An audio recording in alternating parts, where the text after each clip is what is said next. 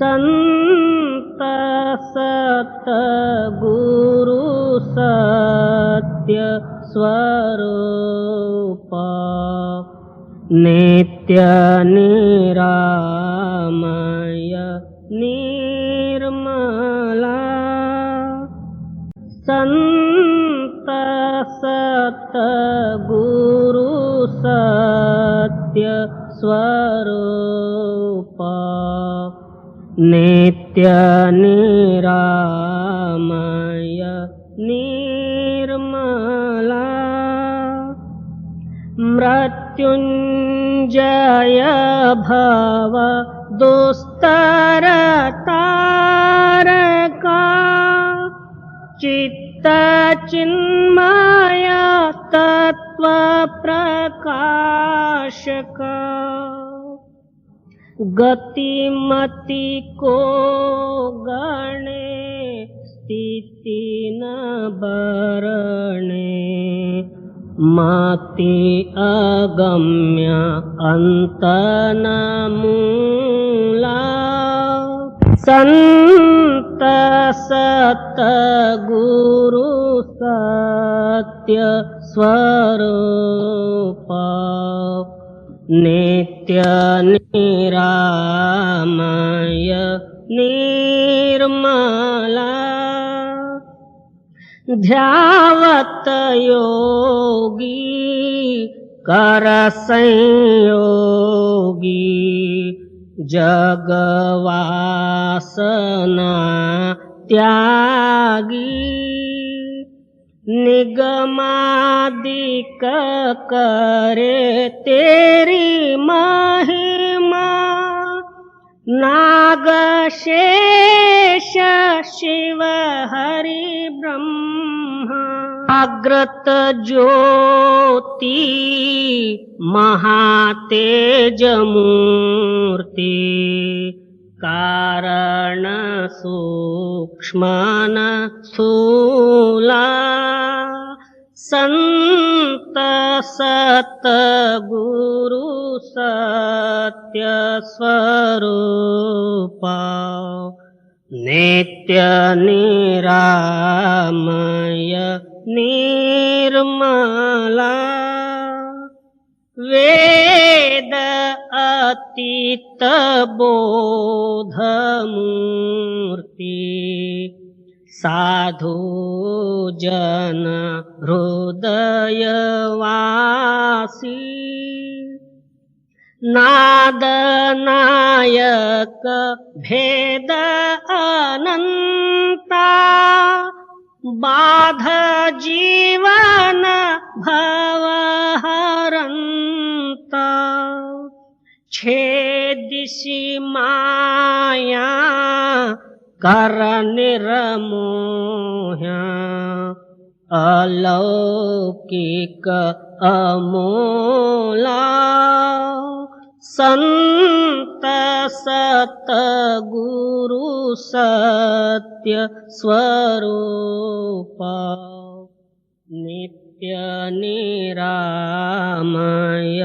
निर्मला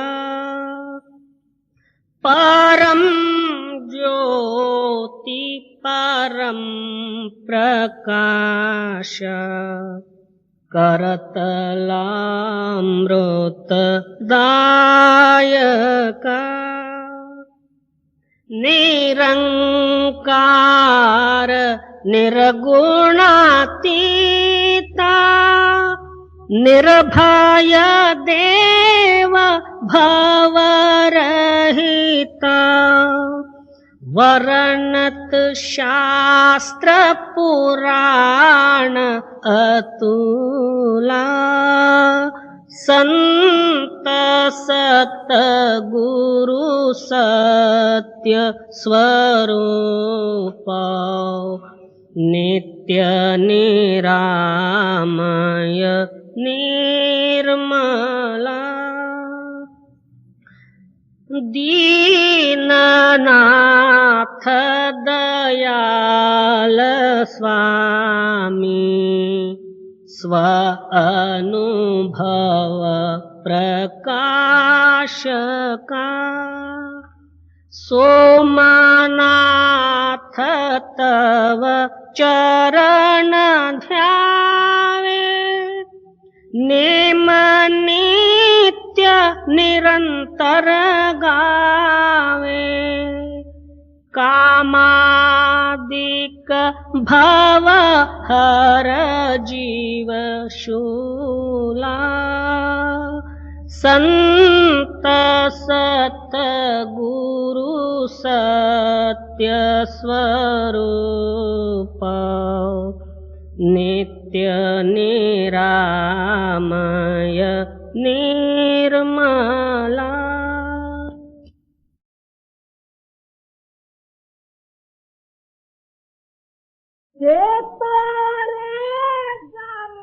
जाल बिछाया काल कुल चक्र चलाया।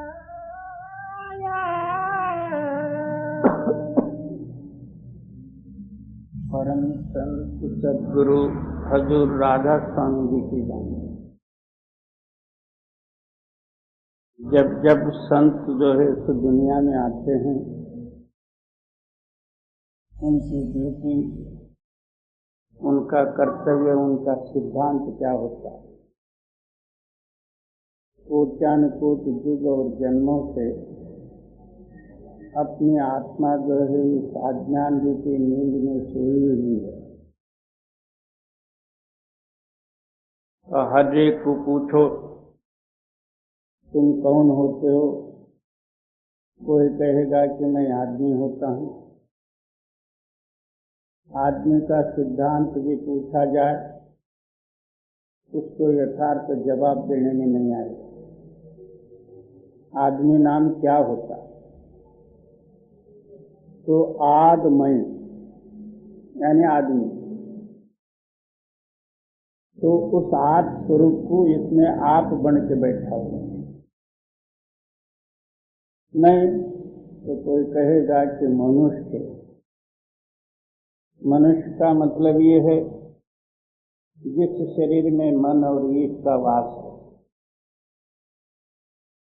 और वही ममकार वशात इस दुनियावी या मायावी जाल में फंस के सारे ही जीव जो है अज्ञान रूपी नींद में सोए हुए। इसलिए स्वामी जी महाराज जी आप फरमाते हैं कि ये जो है काल का चक्र है या काल का जाल है, इससे आप जो है चेत के जागृत हो जाए, नहीं तो फिर जो है 84 के भागी होना पड़ेगा। इस देही को लोचे देवा, ऐसे सुंदर नर शरीर को देवी देवता भी अपेक्षा करते हैं, उनको भी जो है मिलना दुर्लभ है। क्यों?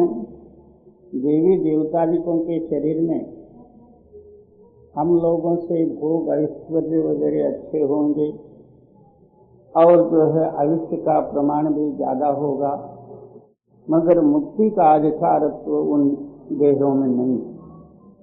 केवल मनुष्य शरीर में ही जो है मुक्ति का अधिकारत्व है। इसलिए आप फरमाते हैं कि इस मनुष्य शरीर को इस काल जाल रूपी जो है मायावी बंधन में यानी सो के इसको मत निकालो। आप वेद शास्त्र ग्रंथ पुराणों का प्रमाण ले लो तो इसी शरीर के अंदर में आत्मा, परमात्मा, ईश्वर, परमेश्वर, ब्रह्म, परब्रह्म, सतलोक, सचखंड सब जो है इस शरीर के अंदर में। इसी के अंदर में सूर्य, चंद्र आदि, स्वर्ग, मृत्यु, पाताल आदि सब जो है इसी के अंदर में शक्ति रखी है। मगर आज तक जो है हम लोगों को एक किंचित मात्र भी जो है इसकी समझ नहीं आई। इसका कारण ये है कि हम सोए पड़े हैं। इसलिए स्वामी जी महाराज जी जागृत करते हैं कि ये माया का जाल है, तुम इससे जागृत हो जाओ, नहीं तो फिर 84 का भागी होना पड़ेगा। जी ये तोरे जम जाल बिछाया काल को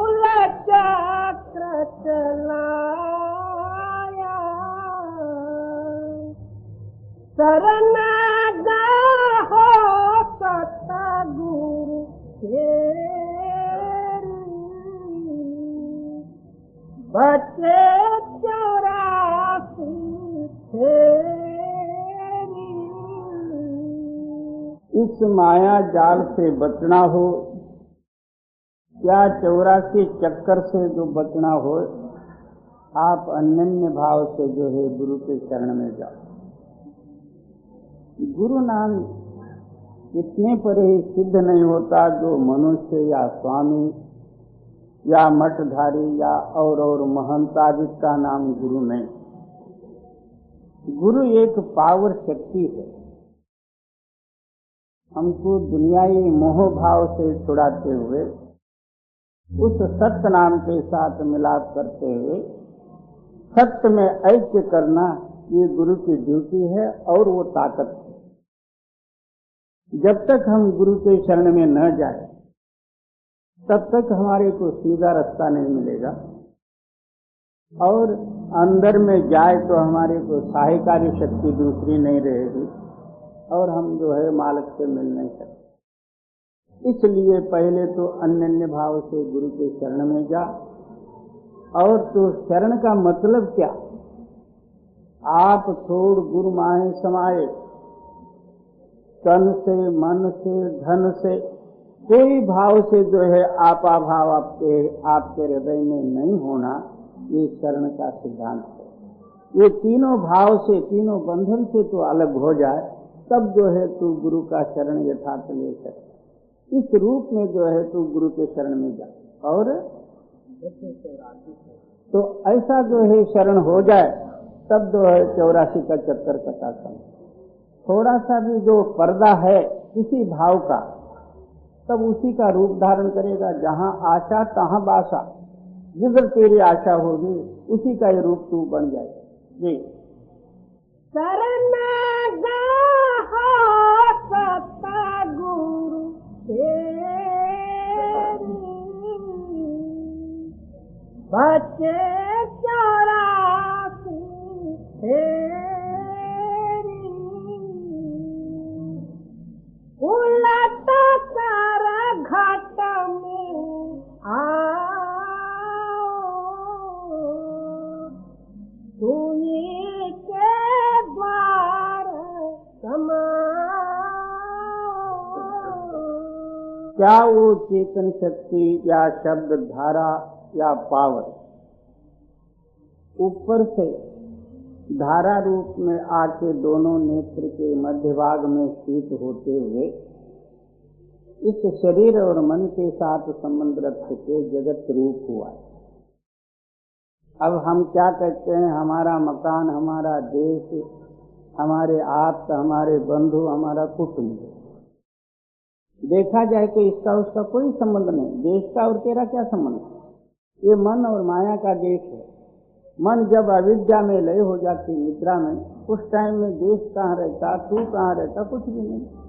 जब जो है मन जागृत अवस्था में आ जाता तो फिर जो है देश को भी पकड़ लेता और सारा कुटुंब परिवार जगत को पकड़ लेता। ये मन का बनाया हुआ है ये देश। तो वहाँ जो है रूह आके ठहरी, इस शरीर में ताकत देके मन और माया के साथ संबंध रखने से जगत का रूप हुई। इसलिए स्वामी जी महाराज जी फरमाते हैं, अनन्य भाव से गुरु के शरण में जाए और यहाँ ख्याल रख के तो नित्य प्रति नाम स्मरण कर, और अंदरूनी ताकत जो है हमेशा स्थायी है। उसका नाम भी सच्चा है। नाम रहे साधु रहे, रहे गुरु गोविंद। क्यों? ये तीन चीज कायम रहने वाले हैं, बाकी के सब नाश हैं। उन दोनों नेत्रों के मध्य भाग में चित्त को स्थिर करते हुए नाम स्मरण कर। नाम स्मरण का मतलब क्या? हमारा चित्त जो है बाहरी स्मरण करके बाहरी रूपों को धारण करता, अब अंतरी स्मरण करके उस बाहरी स्मरण को छुड़ाना है। अंतर की शक्ति जो है स्थायी है, उस स्थायी के साथ मिलकर आप भी स्थायी होना।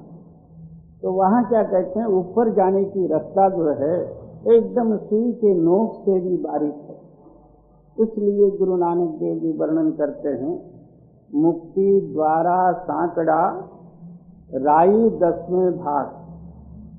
मुक्ति का जो है द्वार इतना बारीक है और राई का 10वां हिस्सा, उस स्थान में से अपनी चेतन सत्ता को ऊपर ले जाना है। हम लोग जो है बाल बच्चे कुटुंब परिवार सारा ही जगत गड्ढा भर के ऊपर जाने चाहते हैं, वो रास्ता नहीं खुलता।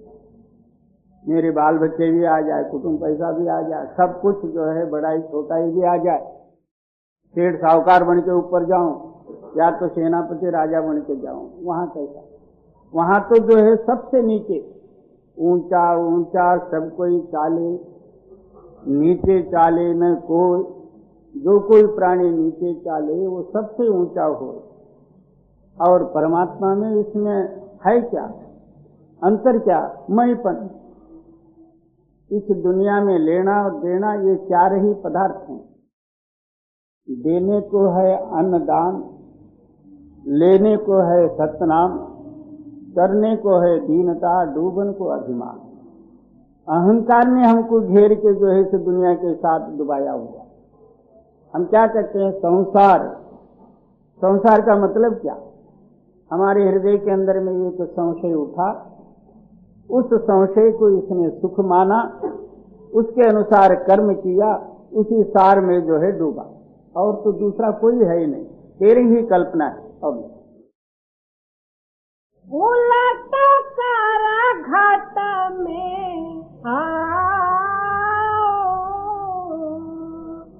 सुई के द्वार सारा स्मरण कर करके बाहरी स्मरणों को हटा के उस द्वार से जो है ऊपर चल। उसको आकाश मार्ग कह दे तो कोई हर्जा नहीं, आकाश द्वार कह दे और जो है गुरु का रास्ता कह दे, ये कई बात ले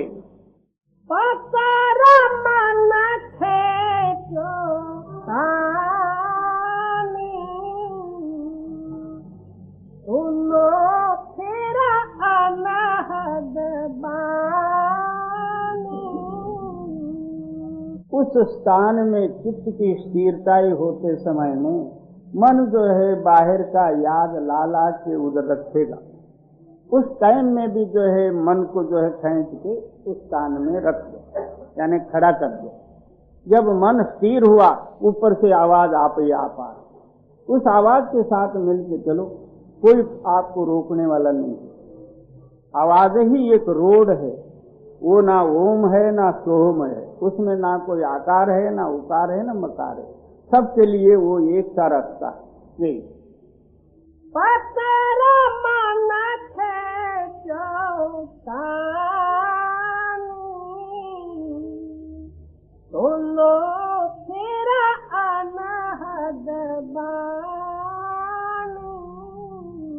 अनहद का मतलब यही है कि बुद्धि तक हद है, बुद्धि से परे जो है वो अनहद है। जी जो तकी गहो निशानी निरंजन रूप पिछानी, तो वो जो है उस स्थान में चित्त की स्थिरता ये हुई और अंदर शब्द प्रकट हुआ। अब जो है सामने एक जो है प्रकाश रूपी ज्योत भी प्रकट हो। नाम और रूप में कोई भिन्नता नहीं है, शब्द और प्रकाश दोनों एक रूप में ही है। तो शब्द प्रकाशित हुआ तो वो प्रकाश भी प्रकाश होगा। उस प्रकाश के अंदर में जब शब्द के साथ मिल जाओगे, शरीर की स्मृति, दुनियाई याद, ये सब कुछ भूल जाओगे और आपके अंदर में वो प्रकाश रूप अनुभव प्रकट होगा। तब ना पुण्य है ना पाप है, ना जन्मा है ना मरा है, ये आपके अनुभव में आएगा। तब तक जो है मैं पुण्य कर्म करता हूँ, पाप कर्म करता हूँ, इसका फल ऐसा मिलने को चाहिए, इससे जो है पाप होता, मेरे को नरक होगा, ये सारा जो है भय इसके अंदर में रहता। जब वो ज्योति का दर्शन हो जाए तो फिर ये ऊपर जाने लायक बन जाए। उसके आगे क्या है? सहस्त्रदल कमल। ये जो तकी गहो निशानी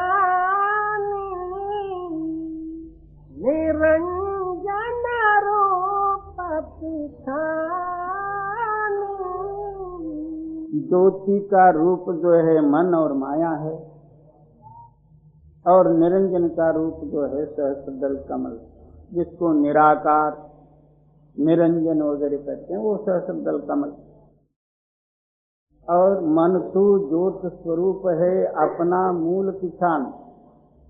गुरु ग्रंथ साहब में कहते हैं कि मन तू क्या है, तू ही ज्योति रूप है। अपने मूल को तू समझेगा, वो पावर जो है ज्योति रूप है। और हम कहते हैं कि मन जड़ है, जरूर वो जड़ भी है, बोले कैसा? वो अपना शक्ति से दूर हो गया, इस जड़ सामग्री के साथ मिलकर जड़ हो गया, और अपने स्थान में जाएगा तो ये भी प्रकाश रूप हो जाएगा। जी, बंका चढ़ा त्रिपुटी हो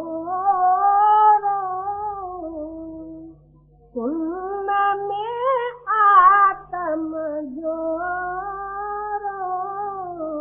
उसके आगे जो है बंक नाड़ी। बंक नाड़ी उसको कहते हैं अपनी रूह जो है पहले ऊपर जाना, फिर नीचे को आके ऊपर जाना, इसके लिए उसको उसका नाम बंक नाड़ी कहा। उसके आगे जो है ओंकार का स्थान या ब्रह्म का स्थान या त्रिकुटी स्थान, वहाँ 4 दल का कमल है।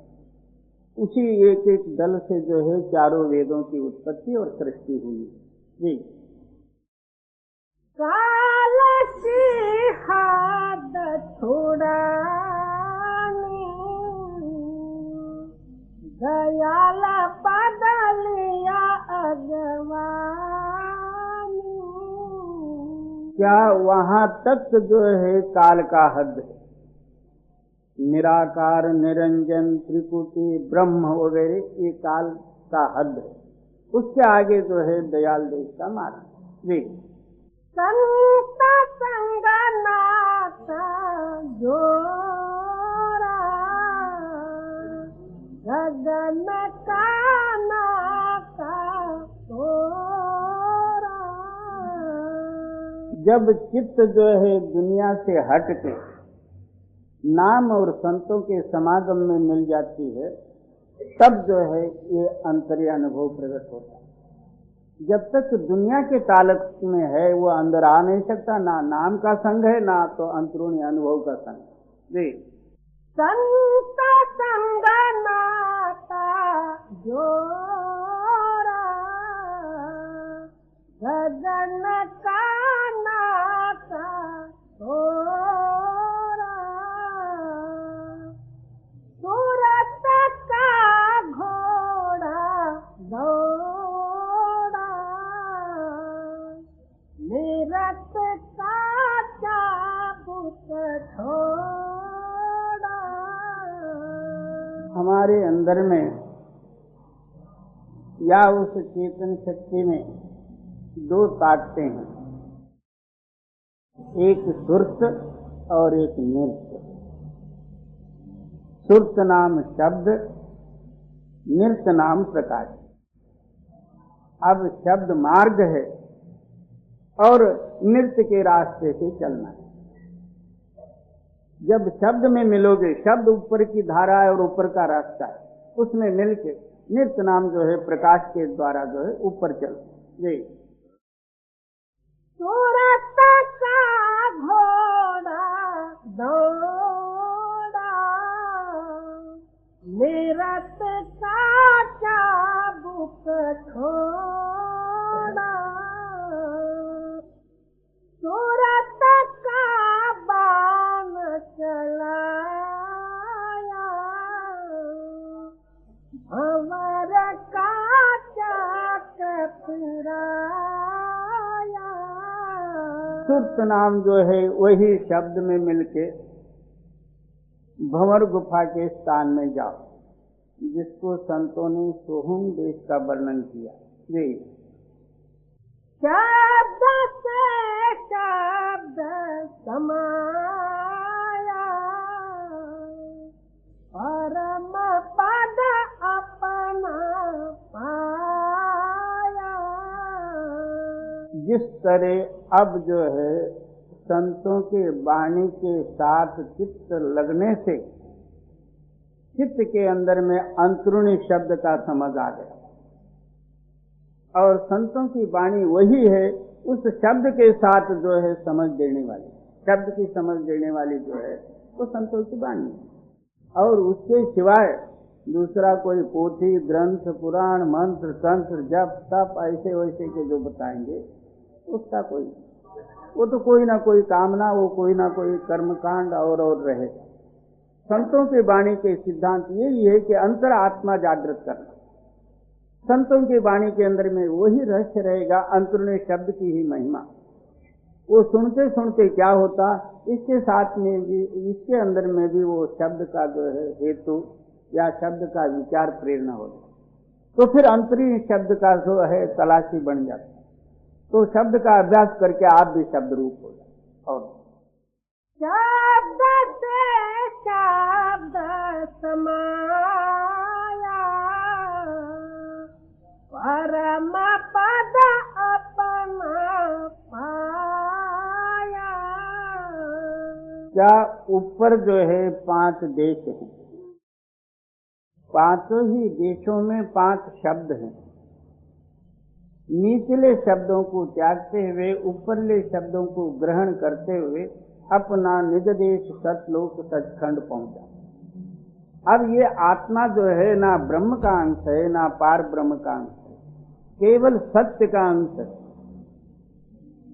तो अब हर एक आदमी बात करते हुए क्या कहता, आप सत्य कहो। इससे सिद्ध हुआ कि सत्य एक पावर है, सत्य के आधार पर ही ये जो है सारा शरीर और ब्रह्मांड है। वो सतलोक का वासी आत्मा यहाँ आके मन और माया के देश में फंस के अपना सत्यत्व को भूल गया, यानी उस लोक को ही भूल गया। और कोई सत्य कहे तो भी जो है उसको विरोध करता। ये जो है इधर उधर के शास्त्र क्यों नहीं बताते, पुराण क्यों नहीं बताते, ये तो और ही कुछ बताते जी। दीन धुन अजब सुनाई, सूरत जहाँ दीन तनाई। क्या सतलोक सचखंड सतनाम में जो है दीन का ध्वनि है, उस आवाज को सुन के उसका रूप हो जी। मिला अब प्रीतम प्यारा, सूरत सतरूप निहारा। जो मेरे अंदर में प्रीत जिसके बारे में थी, वो मेरा प्रीत का प्यारा जो है क्या सतलोक सचखंड में उसका अंश थे, उसमें जाके मिल गई जी। अलख का लखा उजाला, अगम पद पाय संभाला। उसके आगे जो है अलख और आगम जी। राधा स्वामी चिन्ह निहाला, गीत उन चरणन डाला। ये सब जो है महिमा और दात जो है राधा स्वामी की है। राधा स्वामी नाम कोई आदमी का नाम नहीं है, बहुत से इसका अर्थ जो है आप अपनी कल्पना के अनुसार लगाते हैं। राधा नाम प्रकृति, स्वामी नाम पुरुष, राधा नाम शक्ति, स्वामी नाम शिव, या और जो है राधे श्याम होगा, ये तो ऐसे ही राधा स्वामी बना लिया। कबीर साहब जी वर्णन करते हैं, कबीर धारा अगम की सतगुरु दई लखाए, ताहे उलट सुमिरन करो स्वामी सहित मिलाए। ऊपर से जो आने वाली जो शब्द की धारा है वो जो है राधा है। कैसा, हम नीचे से ऊपर जाते समय में उलट हो जाते। राधा स्वामी, वो धारा जो है राधा है स्वामी। स्वामी नाम स्वयं शक्ति, जहाँ से आई हुई था जी। राधा स्वामी की ननिहाला सीसा उन चरणन डाला।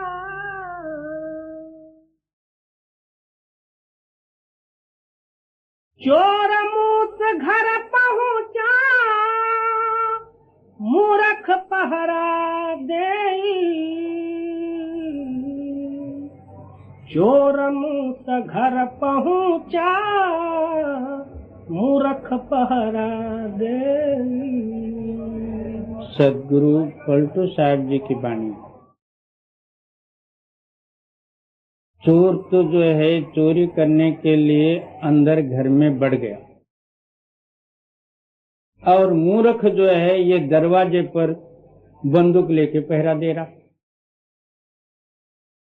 इसका तात्पर्य ये है कि हर एक के अंदर में विषय विकार रूपी जो है चोर घुसे हुए हैं, वो अंदर चोरी कर रहे हैं। ये बाहर भक्त बन के दिखावा रूपी जो है पहरा दे रहा। बाहर तो भक्त है, अंदर देखा जाए तो चोर है। तो इसकी कुशलता का जी। मूर्ख पहरा देई भोर भया पैरोवा। रांध परोसी चोर माल धर गाफिल सोवा। क्या जो है जागृत हो के देखता है तो सब जो है माल खजाना लूट ले गए, और इन चोरों को जो है पड़ोस में रखा हुआ खा पी के खिला के वो जब चाहे तब जो है चोरी कर ले। इसी तरह हमारे अंदर में काम क्रोध लोभ मोह अहंकार विकार हो गए, सारे वो मस्त हैं, एक में इसमें कमजोर नहीं है। क्रोध भी तैयार है, काम भी तैयार है। उसी वक्त कोई थोड़ा सा भी छेड़े, देखो अंदर से कैसा पेट्रोल निकलता आग। ऊपर से तो कहेगा कि मैं तो जो है बड़ा दीन हूँ, पापी हूँ, अपराधी हूँ, मेरे अंदर में कुछ नहीं, ऐसा वैसा कह देगा। कोई थोड़ा सा छेड़ के देखो, अंदर आग भरी। इसी तरह अंदर जो है चोर बसे हुए हैं और बाहर से ये भक्त बनता पहरा देता। तो इसकी कुशलता कहाँ जी। मूर्ख पहरा देई भोर भया पैरोवा। रांध परोसी चोर माल धर गाफिल सोवा। सुनो साहु धनवंत सबे संपत के घाती। नहीं कीजे विश्वास जागत रहिए दिन राती। कहते हैं हे मनुष्य मात्र रूपी प्राणी, आपके अंदर में श्वास रूपी द्रव्य है और तुम जो है और लो। सुनो साहु धनवंत सबे संपत के घाती। नहीं कीजे विश्वास जागत रहिए दिन राती। आप ही जो है संपत्ति के घाती हो, यानी अपने श्वास को आप ही लुटा दे रहे। इस वास्ते जो है आप विश्वास मत करो, इन चोरों को जो आपने हृदय से निकाल दो, नहीं तो इन्होंने अपना सारा आयुष्य खा लेना। अंत समय में खाली जाओगे, कुछ भी एक कौड़ी भी जो है यहाँ की साथ चलेगी नहीं। दिन दिन बढ़ती हो या आन को चित्तन दीजे। सबसे रहिए दूर के हुको मित्र न कीजे। क्या इस तरह जो है उस भक्ति में आप तत्पर रहो, अपना काम आप करो। किससे क्या मतलब, आपको कोई भला कहे बुरा कहे अच्छा कहे कुछ भी कहे, उनके अच्छे कहने से आपको स्वर्ग नहीं मिलेगा। दुनियाई बड़ाई से जो है आपको मोक्ष नहीं मिलेगा। दुनिया कोई निंदा करने से नरक नहीं मिलेगा। आप अपने ख्याल के अनुसार उस कर्तव्य में लगे रहोगे, उस मालिक के नाम के साथ अपने ख्याल को लगा दोगे, कोई कुछ भी कहे उस तरफ न। और दिन दिन बढ़ती हो या आन को चित्तन दीजे। क्या नित्य प्रति अपना हृदय को टटोले। क्या मेरे अंदर में कोई चोर है? वो चोर ऐसे घुस जाते हैं, घुसते समय में पता नहीं लगते, अंदर जाके विकराल रूप धारण कर लेते। पहले तो सहज में चुप ही घुस लेते, अंदर जाके भयंकर रूप धारण कर लेते। अपने हृदय को टटोलते रहो कि मेरे अंदर में कोई आ गया, उसको कैसा निकालूं। और दिन दिन बढ़ती हो या आन को चित्तन दीजे। सबसे रहिए दूर के हुको मित्र न कीजे। क्या नित्य प्रति इस तरह जो है भक्ति को बढ़ाते जाओ और किसी से मित्रता ही न करो। मित्रता ही किया कि वहां बंधन फंसा, किसी को अपनाया वहां बंधन हुआ। क्या मानंदी सो बंधन, जो तू मानेगा वो बंधन हो जाएगा। तू एक वही नाम को ही मान और दूसरा कुछ भी न कर, तब जो है तेरी भक्ति बढ़ती। नहीं तो हजार हैं, कोई कुछ कहता कोई कुछ, कोई तो कहते हैं कि ये तो पागल हो गया, इसका सिर बिगड़ गया जी। पलटू जो ऐसे रहे द्रव्य को नहीं ले। चोर मुँह घर पहुँचा मूर्ख पहरा दे। पलटू साहब जी कहते हैं कि जो इस तरीके से जो रहेगा, अंतर्मुख हो के, जिसके अपना ख्याल को उस नाम के साथ जो जोड़ के हमेशा उसमें मग्न है, उसका द्रव्य शाबुत रहेगा। बाकी सब लूटे जा रहे, कोई पता नहीं, उस चोर को कोई पकड़ने वाला नहीं। सारों का घर चोरी करता मगर मिलता किसी को नहीं जी। पलटू जो ऐसे रहे द्रव्य को नहीं ले। चोर मुँह से घर पहुँचा मूर्ख पहरा दे।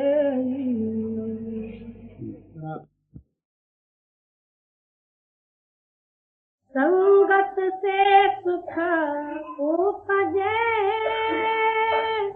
कुसंगत से दुख होया। कहे कबीर कहाँ जाए साधु संग जहाँ होया। सदगुरु कबीर साहब जी की वाणी।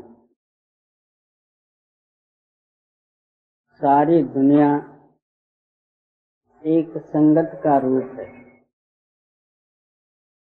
और संगत से ही जो है एक में को ज्ञान, संगत से ही अज्ञानता, और जो कुछ है स्वर्ग वैकुंठ सुख दुखादि केवल एक संगत के आधार पर ही है।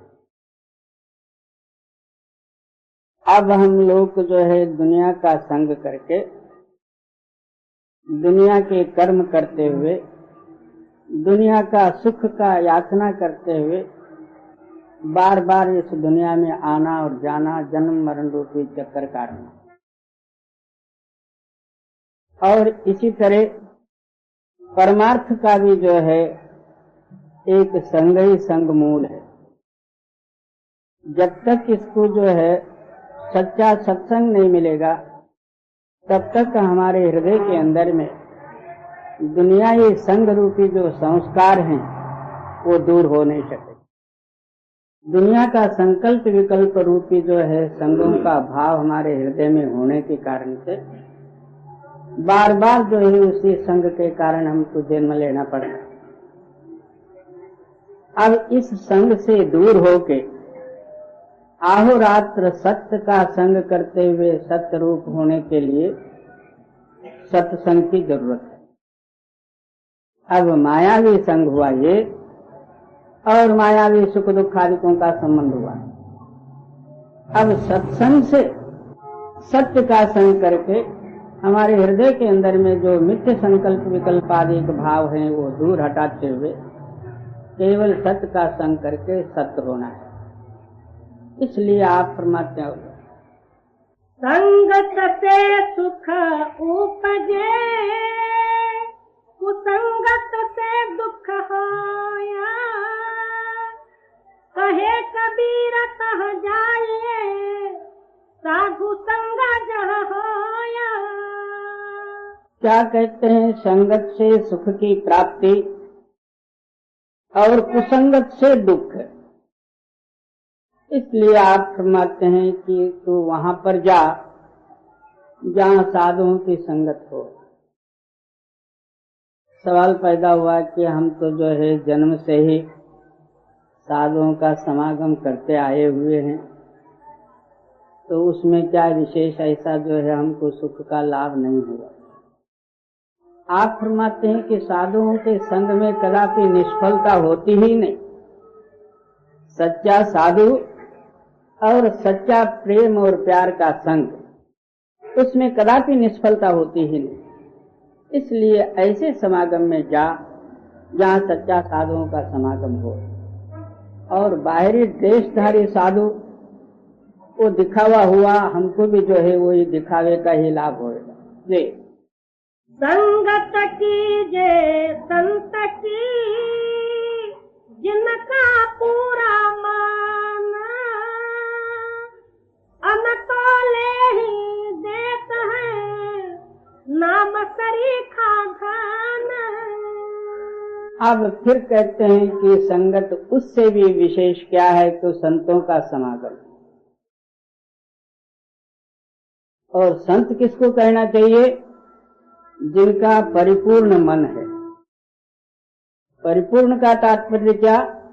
जिनके अंदर में दुनियाई या इहलोक परलोक का कोई इच्छा ही नहीं, केवल उस परिपूर्ण रूपी मालिक के नाम या मालिक के रूप में जिन्होंने लय हुए हैं, उनका मन परिपूर्ण है।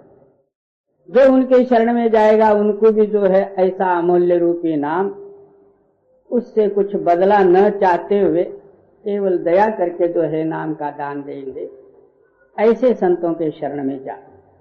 नहीं तो बहुत से लोग एक वकीली सिद्धांत पर जो है अपने आप को साधु कहलाते हैं। जैसा वकील लोग कोई ना एक कोई कानून बताए, इसका क्या फी होता है, तो बोले 500, 1000, 1000 रुपये। इसी तरह साधुओं ने भी इधर उधर से दो चार जो है ज्ञान की बातें सीख ली और आगे जो है इनसे जो है पैसा खींचने का प्रयत्न किए। उसका नाम साधत्व नहीं, क्योंकि वहां अपूर्णता है। जहां अपूर्णता है हमको पूरा ज्ञान कहां से देंगे। इसलिए ऐसे परिपूर्ण जिनका मन होगा उनके शरण में जाओ, आप भी परिपूर्ण हो जाएंगे। कबीर संगत साधकी हरे और की व्याधा, संगत बुरी असाधकी आठों पहर उपाध। क्या संगत जो है साधु जनों की इतना सुखमय है, क्या इस दुनिया का, क्या जो है ऊपर जाके यम यातना वगैरह जो कुछ होने वाला दुख, या जनन मरण रूपी नीच योनियों का दुख साधुओं के समागम से ही दूर होता है। इसलिए आप फरमाते हैं कि ऐसे साधुओं के समागम में जा, सर्व दुख जो है दूर हो जाते। उसका ही उलट असाधु या बुरे जनों के संग में जाए, नहीं तो उपाधि आटो ही प्रेर दुख भोगना ही पड़ता है। उनके पास दुख ही दुख है, उनके समागम से जो है अपने को भी वही दुख भोगने पड़ते। दुनिया में केवल संग का ही सुख दुख का परिणाम है। जी कबीर संगत साधकी जो की भूसी खाया, खीर खंड भोजन मिले ताकत संग न जाया। किसी ने जाके कहा, क्यों जी हम साधुओं के संग ही करते फिरे, हमारे बाल बच्चे भूखे मरे, मेरा आगे जीवन कैसा होगा, इनका प्रतिपाल कौन करेगा, मेरी क्या हाल होगी, पेट को कुछ ना कुछ देना ही पड़ेगा, तो फिर मैं क्या करूं। इसलिए आप फरमाते हैं साधुओं के समागम में आटे की रोटी तो नहीं, बल्कि जौ कूट के ऊपर जो भूसा होता उसका भी रोटी जब तक मिले तब तक तो साधुओं का समागम न हो। और संगत बुरी असाध की, और जिनके संग में रोद खीर खांड मलिदा मालपुड़े पूरी उड़ते हुए वहां एक क्षण मात्र भी न रहे, क्योंकि उसका नतीजा जो है तेरे को एक दिन भोगना पड़ेगा। जी। कबीर संगत साधकी जो गंधी का बासा, जो कछु गंधी दे नहीं तो भी बास सुबास। फिर क्या कहते हैं कि मेरे को जो है रोज सत्संग में जाना नहीं बनता, मैं काम धंधे वाला हूँ। तो कहते हैं कि कभी ना कभी ऐसे ही जो है वहां से जाते समय में कोई ना कोई काम को जाते समय में क्यों न हो तो वहां सत्संग में जा। जैसा अत्तर और जो है सुगंधियों का जो दुकान होता है वहां पैसे दे के जो है वो अत्तर नहीं भी खरीदे तो भी उस दुकान के सामने जाने से वो सुगंध आता है। इसी तरह साधुओं का संग मन लगा के करे तो उसका रूप ही हो जाता, ऐसा भी नहीं बनता है तो कभी कभी तो जा। ये रिद्ध सिद्ध मांगो नहीं, मांगो तुम पे निस दिन दर्शन साधका, कह कबीरा मोहि दे। मालिक के प्रति प्रार्थना करते हैं कि हे मालिक, मैं तेरे पास रिद्धि सिद्धि चमत्कार, आकाश में उड़ना पानी पर चलना, ऐसे वैसे कोई चमत्कार नहीं मांगूंगा। मैं तेरे पास बार बार यही मांगू कि आहोरात्र मेरे को साधुओं का समागम मिले, क्योंकि साधुओं के समागम में जाने से हमारा मन का जितना मैल और पूर्वले जो संस्कार हैं वो धो जाते हैं और मन निर्मल बन जाता। उस निर्मल मन से मालिक रूपी निर्मल में ये मिल के निर्मल हो जाता। अब सोचो किसी भी जो है स्थान में मंदिर और मस्जिद या किसी पुण्य स्थान में जाके आप दर्शन को जाओ, वहां पर जो है मन स्थिर नहीं रहेगा, वही रोड़ा सोड़ा मेला ठेला यही देखने में मस्त रहेगा, मगर मन के अंदर में शांति नहीं रहेगी। मगर वही सत्संग में जाके बैठो, अब मन का हलन चलन वगैरह कुछ नहीं, स्थिर हो जाता। एक घंटा भी जो है स्थिर होना ये भी कोई सहज बात नहीं। आप भजन बैठ के एक मिनट उसको स्थिर नहीं कर सकते, हजारों उपाधियां सामने लाके खड़ा कर दे, मगर सत्संग में वहां स्थिर हो जाएगा। अब एक घंटा भी स्थिर हो जाए, इस घंटे के अंदर में इसने क्या क्या भरना था, मगर वो जो है सारा भरना बंद होके एक सत्संग के सद्वाक्य जो है ग्रहण करते हुए मन स्थिर हो जाए, कितना पुण्य है। और रिद्ध सिद्ध मांगो नहीं, मांगो तुम पे निस दिन दर्शन साधका, कह कबीरा मोहि देया। कबीरा संगत साधकी निष्फल कभी न होया, होती चंदन बासना नाम न कहती कोया। साधुओं का समागम हमेशा के लिए जो है फलदायक और पुण्यकारक है, कदापि निष्फल जाने वाला ही नहीं। प्रेम और अन्योन्य भाव से करे तत्काल ही फलदायक है, नहीं तो साधारण रूप से भी करे तो उसका फल कदापि निष्फल नहीं जाएगा। एक चोर जन्म भर जो है चोरी करते हुए मरने का समय आया, उसका लड़के ने पूछा उसको, पिताजी मैं आगे के लिए मेरा क्या जीवन और किस तरह मैं रहूं। चोर ने उस टाइम में क्या बताया कि एक बात बिल्कुल तो ध्यान में रखने वाली बात है, उतना तो रखेगा तो तेरा जीवन सुखमय होगा। बोले क्या बात? जहां कहीं कथा कीर्तन वगैरह चलता होगा वहां तो नहीं जाना, इतना बात जो है घट अपने मन में धारण कर, वही नहीं पालता रहा। एक दिन कहीं जो है 12 बजे के सुमार में कहीं चोरी करने के लिए 2-4 आदमी ये मिल के चले। रास्ते में कोई मंदिर में कथा पुराण चला था। इसको झट जो है याद आया, जो जिस बात पर ये नियमित होते हैं वो बात जरूर जो है याद में आ जाती। जैसा डॉक्टर ने कहा कि भाई तू बैंगन और खट्टा मिर्चा वगैरह नहीं खाना, इसके ख्याल में वही रह जाता, कब खाऊं। न कहते हुए सालन भर भले ही चले जाए तो भी उसका याद नहीं आएगा। जब डॉक्टर कहा तो दूसरे दिन इसको याद होता कि कब मैं बैंगन खाऊं, कब मैं मिर्चा और खट्टा खाऊं।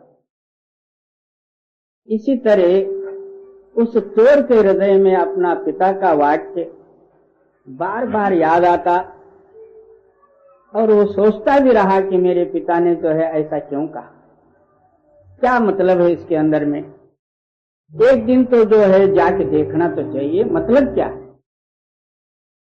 इसी तरह सोचते हुए जा रहा था। रास्ते में जो है वो कथा का स्थान था।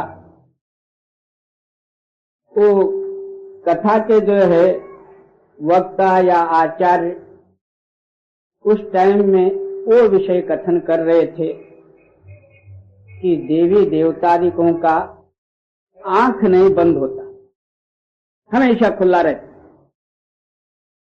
इतने में बाप का याद आया कि ओहो, मेरे को पिता ने कहा था कि कथा सुनने को नहीं जाना। मैं अकस्मात सुने तो भी कान में अंगुली डालना। मैं किया भी वैसा, मगर एक बात मेरे सुनने में आ गई, चलो करके जो है उसने कान में घट अंगुली डाल के वापस लौटा। आगे जाके उन चोरों के साथ में आप भी खूब चोरी किया। अब एक जंगल में मंदिर था। उस मंदिर में एक छोटी सी बत्ती जल रही थी और चारों ही मिलके जो चोरी किए हुए जो माल मत्ता था वो बटोरा करने के लिए वहां पर पहुंचे। थोड़ी सी जो है बत्ती अंधक जलती रही, इसने जाके उस बत्ती को जो है आगे कर दिया, बढ़ाया। झट उसके अंदर में ख्याल आया कि अभी मैंने कथा सुन के आया था, जो सच्चा देवी देवते होते हैं उनका आंख बंद नहीं होता। और उस मंदिर का पुजारी जो है इन चोरों को देख के क्या क्या करते हैं देखना चाहिए करके आप देवी का रूप धारण करके उस देवी के आगे बैठा था। इसको याद आया कि देवी देवताओं के आंख बंद नहीं होते। इसने बत्ती थोड़ा सा बड़ा करके उसके तरफ देखने लगा तो वो तो पुजारी था, उसके आंखें बंद होने लग गए, खुलने लग गए, बंद होने। उसको शंका आ गया कि ये कोई आदमी है। उसी वक्त ले छुरा सामने खड़ा हो गया, तो कौन है बता। तो पुजारी डर के मारे जो है हाथ जोड़ा कि बाबा मैं सच्चा देवी नहीं हूं। तब इन्होंने बटोरा फटोरा करके अपना चले गए। उसके दिल में वो बात जची, क्या एक वाक्य सुनने से मेरे को ये लाभ हुआ, मैं हमेशा सत्संग और कथा सुनूं तो कितना लाभ होगा। उस दिन से जो है वो कथा कीर्तन और सत्संग में गया, चोरी वगैरह सब छूट गई, मालिक का भक्ति करके मुक्त हो गया। और कबीर संगत साधकी निष्फल कभी न होया, होती चंदन बासना, नामन कहती कोया। क्या चंदन के झाड़ के आसपास में जो झाड़ होते हैं वो भी चंदन बन जाते, उसके अंदर में वो सुगंधी प्रेरणा होती जी। कबीर संगत साधकी, नित प्रति कीजे जाया, दुर्मत दूर बहावती, देसी सुमत बताया। कहते हैं कि तू नित्य प्रति बने जितना जो है तू साधुओं के समागम में जा, तेरी दुर्मति दूर हो जाएंगे और सुमति तेरे अंदर में प्रकट हो जाएंगे। एक दिन जो है उनके ही प्रभाव से तू मुक्त हो जाए। ये साधुओं का समागम का फल है जी। मथुरा भावे द्वारका, भावे जा जगन्नाथ, साध संगत हर भजन बिना, कछु न आवे हाथ। इस एक सिद्धांत को छोड़ के क्या तू मथुरा जी जा, क्या वृंदावन जा, चाहे रामेश्वर, चाहे अयोध्या, चाहे बद्रीनारायण, चाहे द्वारका, जहां भी जाए तो क्या है वहां? पत्थर और पानी और ऊपर ठगाने वाले, और दूसरा तो कुछ है नहीं। इसलिए आप फरमाते हैं कि मर्जी जितना तीर्थ यात्रा, उपासना, जप तप, खंड और जो साधना आदि कर, मगर जब तक पूरे साधुओं का समागम या उनकी सेवा और करने में न चले, तब तक जो है मुक्ति का कोई दूसरा मार्ग ही नहीं जी। साध संगत अंतर पड़े, यह मत कबहु न होया, कहे कबीर तिहु लोक में, सुखी न देखा कोया। इतना खबरदारी रहे किसी भी कारण से कि साधुओं का अपना बेबनाव न हो और साधुओं से हट के अलग होके जाने का समय न आवे। बोले क्यों? तीनों लोक में भी जाए और दूसरा कोई उपाय नहीं और ना इनको कोई सहायता देने वाले जी। कबीर कलह अरु कल्पना, सतसंगत से जाया, दुखवा से भागा फिरा, सुख में रहे समाया। जो कुछ अपने हृदय में कलह, कल्पना, अनेकों विषय वासनादि और ममकारत्व और क्रोधादिक जो भरे हुए हैं, मगर ये साधुओं के समागम में जाने से धीरे धीरे धीरे वो आप ही चले जाते और उनसे जो है दुख ही भाग जाता और आप सुखमय हो जाते। तत्काल फल तो जो है हमको दिखता नहीं, क्यों? तो जरूर जो है दिखता भी है, मगर इसके समझ में नहीं आता, क्योंकि इसका चित्त जो है मायावी सामग्री में इतना डूबा हुआ है, उसी का ही रूप हुआ। जो कुछ भी लाभ होता है वो समझ में नहीं आता जी। साधु न के सत्संग से हर हर कांपे देहा, कबहु भाव कुभावत मत मिट जाया स्नेहा। कहते हैं कि साधुओं के समागम में रहते हुए मेरा चित्त अहोरात्र जो है डर से भरा हुआ रहता और शरीर कंपायमान रहता। इसका कारण क्या न मालूम। कोई ना कोई ऐसा भाव कुभाव आदि मेरे हृदय में उत्पत्ति हो के मेरा और उनका जो संबंध है उस संबंध में फर्क न पड़े, इसलिए मैं डरता हूं। और मालिक गुस्सा हो जाए तो कोई परवाह नहीं, साधु द्वारा जो है फिर मालिक मिलेगा। साधु गुस्सा हो जाए तो क्या करे जी। राम बुलावा भेजिया, दिया कबीरा रोया, जो सुख साधु संग में तो बैकुंठ न होया। कबीर साहब जी फरमाते हैं कि मेरे को एक समय में जो है राम जो है मेरे को आने के लिए बोले, मेरे को रोना आया। बोले क्यों? जो सुख साधुओं के समागम में है वो वैकुंठ में भी नहीं।